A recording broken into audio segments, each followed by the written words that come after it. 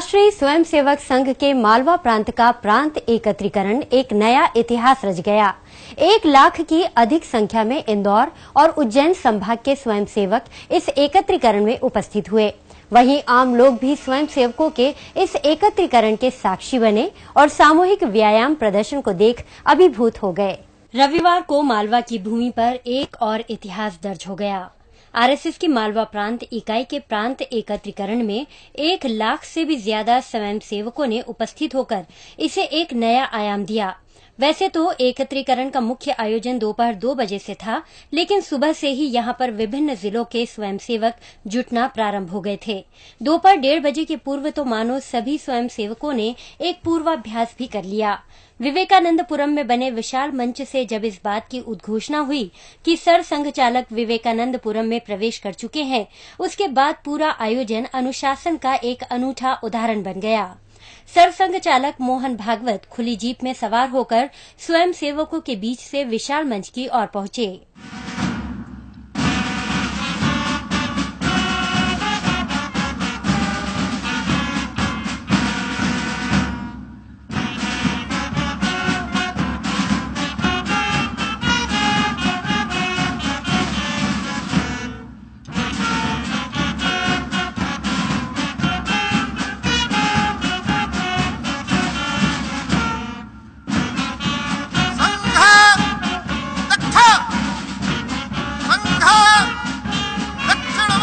संघ प्रमुख के पूर्व ही मंच पर महामंडलेश्वर स्वामी परमानंद गिरी जी महाराज और संत वृंद विराजित हो चुका था।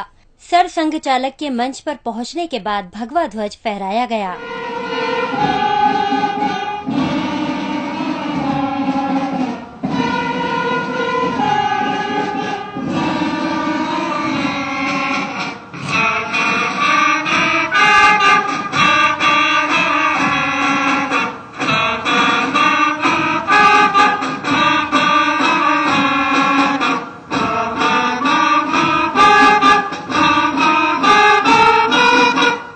ध्वज वंदना के बाद विवेकानंदपुरम में मौजूद स्वयंसेवकों ने व्यायाम का प्रदर्शन किया।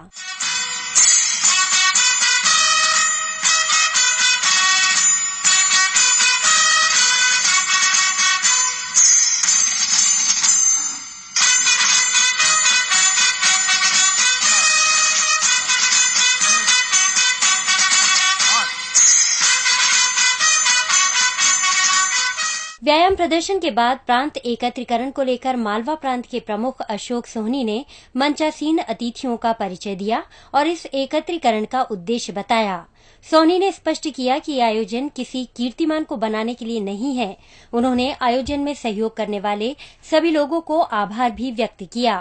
यह कोई कीर्तिमान बनाना, कोई मिसाल कायम करना इसलिए नहीं है, तो संघ की सहज कार्य पद्धति का अंग इस रूप में कार्यक्रमों का आयोजन होता है। ऐसा ही एक आयोजन यह भी है।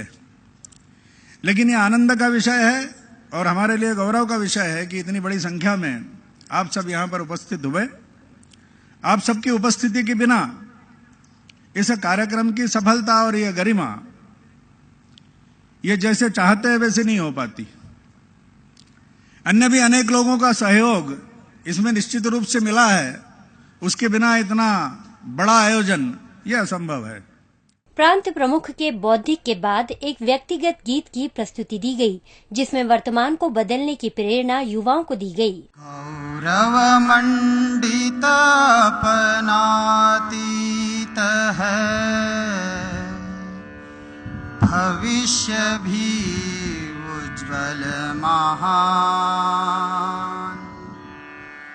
आओ हम बदले वर्तमान, आओ हम बदले वर्तमान। पश्चिम का कलुष प्रवाह प्रबल, संस्कृति सूरज को ग्रास रहा।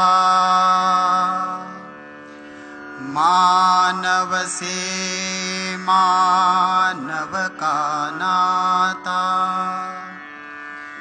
मानवता पथ त्याग रहा।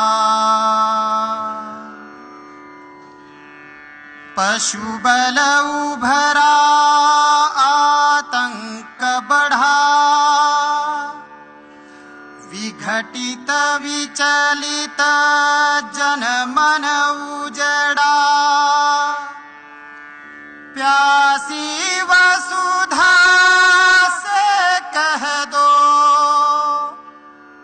हिंदुत्व सुधा का करे पान। आओ हम बदले वर्तमान। संघ को समझना गहरे पानी में उतरने के समान है। लोग संघ को लेकर अपनी अपनी अवधारणा बना लेते हैं, लेकिन वास्तव में संघ है क्या, इसे समझने के लिए इसकी गहराई में जाना होगा। इस राष्ट्र को मजबूत बनाने के लिए यदि कोई विचारधारा है तो वह हिंदुत्व ही है। ये कहना है आरएसएस के प्रमुख मोहन भागवत का। प्रांत एकत्रीकरण में अपने बौद्धिक के दौरान उन्होंने ये बात कही। प्रांत एकत्रीकरण में शामिल हुए स्वयंसेवकों को इंतजार था अपने मुखिया के बौद्धिक को सुनने का।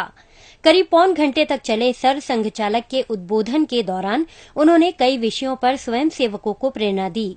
भागवत ने कहा कि पहले संघ को समझना होगा कि आखिर संघ है क्या, क्योंकि लोगों को लगता है कि बड़ी संख्या में ये लोग इकट्ठा हो जाते हैं तो शायद ये राजनीतिक दल होगा। कुछ लोग समझते हैं कि ये व्यायाम करते हैं तो शायद ये कोई अखिल भारतीय व्यायामशाला है। संघ कहता है हम स्वयंसेवकों का समावेश करेंगे, एकत्रीकरण करेंगे, पथ संचलन करेंगे, लेकिन लोग कहते हैं कि ये शक्ति प्रदर्शन है।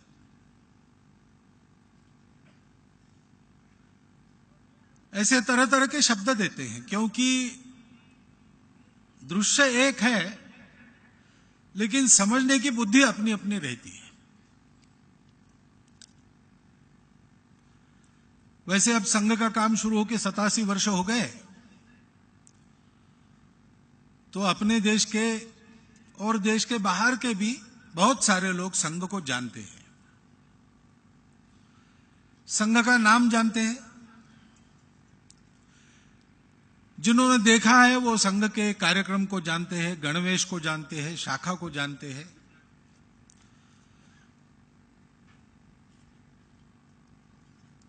परंतु संघ इसमें से क्या काम करता है, इसको समझने के लिए सभी को प्रयास करना पड़ता है, अगर इच्छा है तो। स्वयंसेवक जो संघ के उनकी तो इच्छा है ही, लेकिन उनको भी प्रयास करना पड़ता है संघ को जानने के लिए। संघ में आकर सालों ये प्रयास करते हैं, वर्षों तक इसकी साधना करते हैं, तब संघ की कुछ कुछ समझ हम में उतरी है, ऐसा सीने पर हाथ धरकर कहने के लिए समर्थ हो जाती है।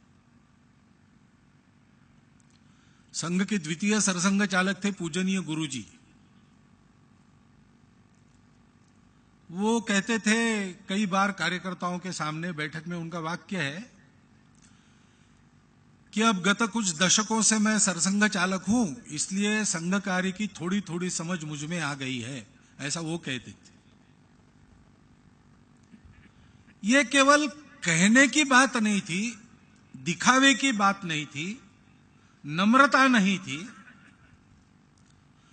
वास्तव में ऐसा है। और इसलिए है कि एक तो जानने का मनुष्य का तरीका यह है कि किसी बात को समझता है तो नई बात को पुरानी बात जो जानते हैं उसके आधार पर समझते हैं, तुलना करते हैं। भागवत ने स्वयंसेवकों से कहा कि आज देश में समस्याएं बहुत हैं, ऐसे में जीवन को जीना भी कठिन होता जा रहा है, इसलिए बदलाव जरूरी है। भगवान भी तभी अवतार लेते हैं जब भक्त एकत्रित होकर पुकारते हैं। तो अगर दूसरों के भरोसे स्वयं निष्क्रिय हो जाएगा, कोई बदलेगा ऐसे मानेगा, तो ऐसा तो दुनिया में कभी हुआ नहीं, होता नहीं, होगा भी नहीं। भगवान भी अवतार लेके उद्धार के लिए तब आते हैं जब भक्तजन तैयार हो जाते हैं।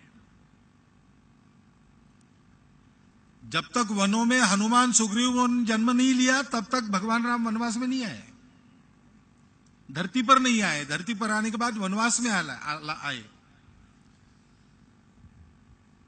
प्रभु रामचंद्र की पत्नी थी सीता, उसका अपहरण रावण ने किया था, लेकिन लड़ना सबको पड़ा, क्योंकि एक पत्नी के अपहरण का मामला नहीं था। वो देश में संस्कृति रहेगी कि दानवता रहेगी, इसका सवाल था। परिवेश बदलने के लिए सबको लड़ना पड़ा, तब श्री रामचंद्र लड़े। जब तक पांडव अपने अपने शस्त्र धारण कर रणभूमि में लड़ने के लिए खड़े नहीं हुए, तब तक भगवान ने उनकी मदद नहीं की, और मदद भी क्या की, केवल सारथ्य किया। भागवत ने ये भी कहा कि हिंदू विचारधारा से ही यात्रा संभव है। समाज में परिवर्तन करना होगा और परिवर्तन के लिए नायकों की आवश्यकता होती है, जो चरित्रवान हो, संपर्क करने वाला हो। उन्होंने स्वामी विवेकानंद के विचारों का हवाला देते हुए अपनी बात रखी। राजनीति पर ध्यान देने वाले लोगों ने भी समाज की वृत्ति को बदलने में ध्यान उनको देना पड़ेगा। और तीसरी बात वो कहते कि ऐसा अगर होना है तो समाज में नायकों की जरूरत है। ऐसे नायक चाहिए जो स्वयं शुद्ध चरित्र हो, समाज के साथ घनिष्ठ आत्मीय संपर्क रखने वाले हो, समाज का उन पर विश्वास हो। उनके बहुत प्रतिभा संपन्न होने की जरूरत नहीं, ऐसे व्यक्ति के पास आवश्यक सब प्रतिभाएं समाज से चली आएगी। लेकिन बिना ऐसे नायकों से समाज परिवर्तन नहीं होगा। रविन्द्रनाथ ठाकुर ने उस समय कहा है, अभी स्वामी विवेकानंद जी के सार्ध जन्मशती का उल्लेख आया। उन्होंने भारत के नवोत्थान के लिए जिस मंत्र से उस समय के सब सक्रिय तरुणों को अनुप्राणित किया, वो मंत्र कौन सा है, वो उपाय कौन सा है? पहली बात वो कहते हैं प्रामाणिक रहो। दूसरी बात वो कहते हैं कि निर्भय बनो, समस्याओं से भागो मत, समस्याओं का सामना करो। मोहन भागवत का कहना था कि जब से हमने शक्ति की उपासना बंद की, तभी से हम परतंत्र के अधीन हो गए। ये शक्ति कोई शस्त्र या अस्त्र की नहीं, बल्कि लोक शक्ति के जागरण की है। उन्होंने पूर्व राष्ट्रपति एपीजे कलाम का हवाला देते हुए कहा कि कलाम ने लिखा है कि हम दूसरों पर निर्भर क्यों हैं, जबकि हम सामर्थ्यवान हैं। शक्ति की उपासना छोड़ दी हिंदुओं ने, इसलिए हम परतंत्र हुए, डॉक्टर अब्दुल कलाम कहते। फिर वो कहते हैं कि ये शक्ति सेना की, पुलिस की, शस्त्रास्त्रों की नहीं होती, शक्ति लोगों की होती है। इसलिए देश के उत्थान के लिए लोक शक्ति का जागरण करना चाहिए। और लोक शक्ति का जागरण करने के लिए अरुणाचल में एक जगह उन्होंने भाषण दिया। उन्होंने कहा कि अपने प्राचीन संस्कृति के संस्कारों का पुनरुज्जीवन करना चाहिए। प्राचीन संस्कृति के संस्कार, ये शब्द समझ लीजिए।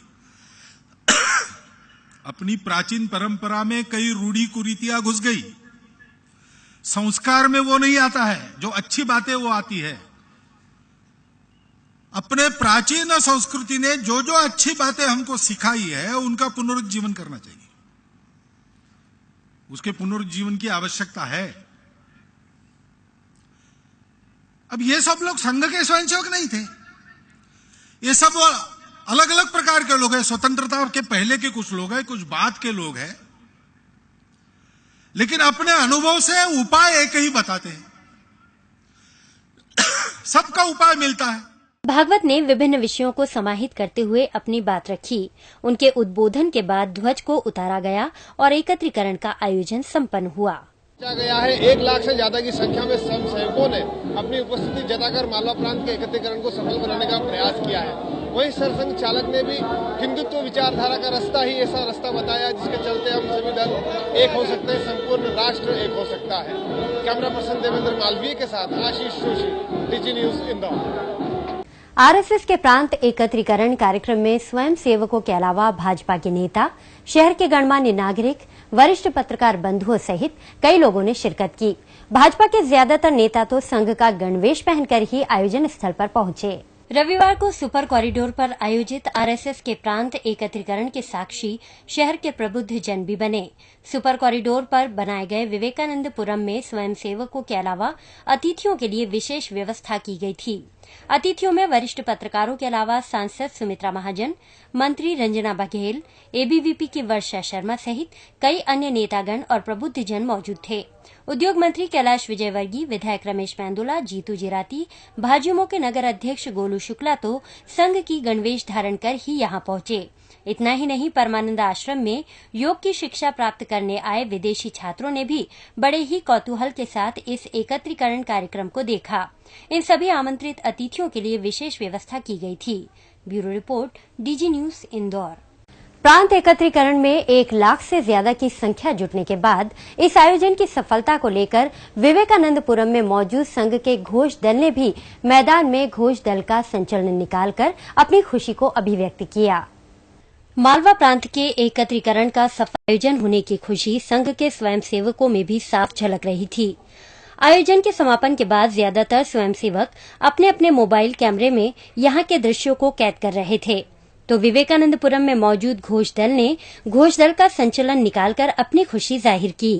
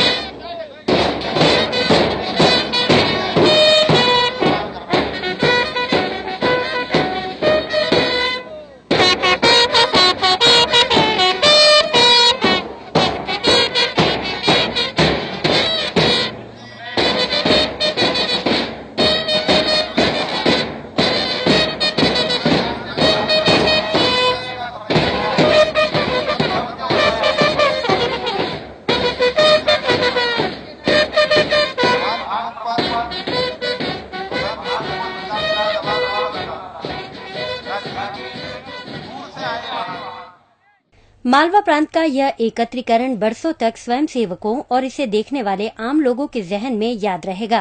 Bureau report, DG News, Indore. संत, समाज और संघ की त्रिवेणी ही इस देश को नई दिशा देगी, ये कहना था उन संत जनों का जो संघ के एकत्रीकरण में विशेष रूप से शामिल हुए। मालवा प्रांत के एकत्रीकरण में कई जाने माने संतों ने भी अपनी उपस्थिति दर्ज कराई। सभी संत जनों ने इस आयोजन को अपना साधुवाद दिया। युवा संत लोकेशानंद ने कहा कि स्वामी विवेकानंद के संदेशों को युवाओं तक पहुंचाने के लिए ऐसे आयोजनों का होना आवश्यक है। कार्यक्रम युवाओं में देश के प्रति देशभक्ति का भाव जागृत करेंगे और इसको पूरी तरह सोचा ही नहीं जा सकता, इसमें पॉजिटिवली सोचना पड़ेगा। इससे बहुत जागृति आएगी और स्वामी विवेकानंद का विचार देश के हर युवाओं तक पहुंचना चाहिए, तो बहुत जरूरी है और ऐसे कार्यक्रम हर वर्ष होने चाहिए। मध्य प्रदेश ज्योतिष परिषद के अध्यक्ष आचार्य पंडित रामचंद्र शर्मा वैदिक का मानना है कि इस आयोजन से मालवा का गौरव और बढ़ेगा और एक नई चेतना का सूत्रपात होगा। हमारे इंदौर मालवा के लिए गौरव का विषय है कि इस प्रकार के एकत्रीकरण के जो कार्य निश्चित रूप से ये हमारी समाज के लिए और संस्कारों के लिए एक महान बात है। निश्चित रूप से इसका राष्ट्रव्यापी प्रभाव हमारी भारतीय संस्कृति पर, हमारी हिंदू संस्कृति पर पड़ेगा। शिवार्थ स्वामी का कहना था कि ऐसे आयोजनों के माध्यम से ही समाज के सभी वर्गों के लोग शामिल होते हैं। निश्चित रूप से आयोजन नहीं होंगे तो संस्कार कहाँ से आएंगे, चाहे छोटा बच्चा हो चाहे युवा हो चाहे वृद्ध हो, सभी के अंदर संस्कार किसी न किसी आयोजन से आते हैं और ऐसे पर्व होते रहने चाहिए। ऐसे एकत्रीकरण से सभी प्रकार के समाज के सभी लोग एक साथ में एकत्रित होते हैं और उससे समाज को लाभ ही होना है। रतलाम से आए पंडित दिनेश व्यास का मानना था कि पाश्चात्य संस्कृति के अंधानुकरण को रोकने के लिए ऐसे आयोजनों के माध्यम से ही युवाओं में क्रांति आएगी। पाश्चात्य जगत का अंधानुकरण जो वर्तमान में भारत देश के ऊपर व्याप्त हो गया है, तो इस प्रकार के अगर कार्यक्रम आयोजित होते हैं देश के अंदर तो जरूर युवाओं में क्रांति आएगी और सुख शांति समृद्धि, सदाचार, त्याग, सेवा, समर्पण सभी गुण विकसित होंगे। इस प्रकार के कार्यक्रम होना चाहिए, समय की मांग है। अयोध्या से पधारे चेतन दास जी ने रामायण की चौपाइयों के माध्यम से अपनी बात रखी। साहब, मैं अयोध्या से चेतन दास बोल रहा हूँ और मर्यादा के ऊपर जो है हमारा हिंदू संस्कृति जो प्रदर्शित की गई है कि मर्यादा दो ही जगह लागू होती है। साहब, रामायण हमें सिखाती है, देखो सूप न खा, तुम सम पुरुष न मौसम नारी, यह संजोग विधि रचा बिचारी, तासे अब तक रहो कुंवारी, मन माना तब तुम्हें निहारी।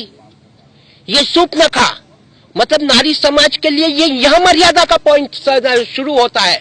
और वहां पर देखिए पुरुष के लिए रावण, क्षण भर होठ कहत वैदेही, सीता मैया देखिए उसकी मर्यादा, सीता मैया की मर्यादा देखिए, वहां माँ है हमारी सीता माँ कि तंदन ओट कहत वैदेही, सुमर अबधपति परम स्नेही, सठ सुने हर आने मोही, और अधम निलज्ज लाज नहीं तो ही। मेरे पति को अगर मालूम पड़ेगा ना तो तू जिंदा नहीं रह सकता। हमारी संस्कृति, हमारी रामायण में गोता लगाकर सुन समझई जन मुदित मन मज्जई अति अनुराग। रामायण में हमारी संस्कृति आज रामायण से हिंदुस्तान को दिशा देनी है। गोपाल कृष्ण महाराज ने भी इस आयोजन की सराहना की। देश और हिंदू समाज को निश्चित रूप से एक नई दिशा देगी, इसमें कोई संदेह नहीं। अमर चैतन्य महाराज का कहना था कि उनका उद्देश्य गौमाता की सेवा और पवित्र नदियों को प्रदूषित होने से बचाना है। ऐसे में इस आयोजन के माध्यम से एक नई चेतना का प्रसार होगा। हमारा बचपन से ही एक उद्देश्य रहा कि यदि कहीं पर भी गौ माता को कोई भी आघात हुआ है या कोई भी गौ माता भूखी है, प्यासी है, तो वो हमसे कभी सहन नहीं होता था। हम गौ माता की सेवा के लिए हमारे पास जो कुछ भी होता हम समर्पित कर देते थे। दूसरा, जो हमारी गंगा माता है, हम सोचते हैं उनके अंदर जो भी फैक्ट्रियों का कारखाना चला हुआ, जो भी गंदा पानी आता है उसको रोका जाए, और उसमें कोई भी कचरा है, कोई जैसे प्लास्टिक की बेल्ट वगैरह है, कोई चमड़े की वस्तु है, वो उसमें नहीं डाली जाए, उसको भी शुद्ध रखा जाए। उसके उपरांत गायत्री माता जी आती है। ये गायत्री वेदों की माता है, सब ग्रंथों का सार है। इन गायत्री माता जी की जो उपासना करता है और जिन पर ये माँ की कृपा हो जाती है, उनको स्वर ग्रंथ हृदयंगम हो जाते हैं। इसकी भी रक्षा होनी चाहिए। वैसे यही हमारा मुख्य उद्देश्य है। कल्कि महाराज का मानना है कि संघ के माध्यम से ही हम हमारी संस्कृति की रक्षा कर सकते हैं। ये आज समय की पुकार है और कलयुग को सतयुग की ओर लेके जाने के लिए भारत मातृभूमि का उत्थान और विश्वगुरु बनाने के लिए राष्ट्रीय स्वयं संघ का बहुत बड़ा योगदान है। और निश्चित ही भारत राष्ट्रीय स्वयं संघ की जो उत्थान, उससे जो भारत के जो संस्कृति को और भारत की जो रक्षा हो रही है, भारत की संस्कृति, अपने हिंदुत्व की संस्कृति पूरे विश्व में जल्दी आ जाएगी और भारत फिर से विश्वगुरु बन जाएगा और सतयुग आ जाएगा। सूफी संत औसाफ बाबा ने बताया कि बहुत अच्छा आयोजन है। ऐसे आयोजन से ही भेदभाव मिटेंगे। जरूरी है ये, क्योंकि सभी लोग मिल जाएंगे और जो बीच में है भेदभाव खत्म हो जाएंगे। मेरा आने का मतलब ये था, हालांकि मैं तो बीमार हो नहीं सकता, लेकिन हमारे सब लोगों ने कहा कि आप जरूर जाओ। और ये बताओ कि हम सब लोग मिल जाएंगे तो झंझट खत्म हो जाएगी, बात ही खत्म हो जाएगी। आज जिस बात को लेकर हम लोग लड़ रहे हैं, बात तो कुछ भी नहीं है। खेतना के पास पिंजरे में लट्ठा फालतू की। सभी संत जनों की एक ही राय थी कि संत, समाज और संघ मिलकर ही समाज में नई चेतना का उदय करने की क्षमता रखते हैं। कैमरा पर्सन देवेंद्र मालवी के साथ आशीष जोशी, डीजी न्यूज इंदौर। ये थी डीजी न्यूज की विशेष पेशकश, आरएसएस का एकत्रीकरण।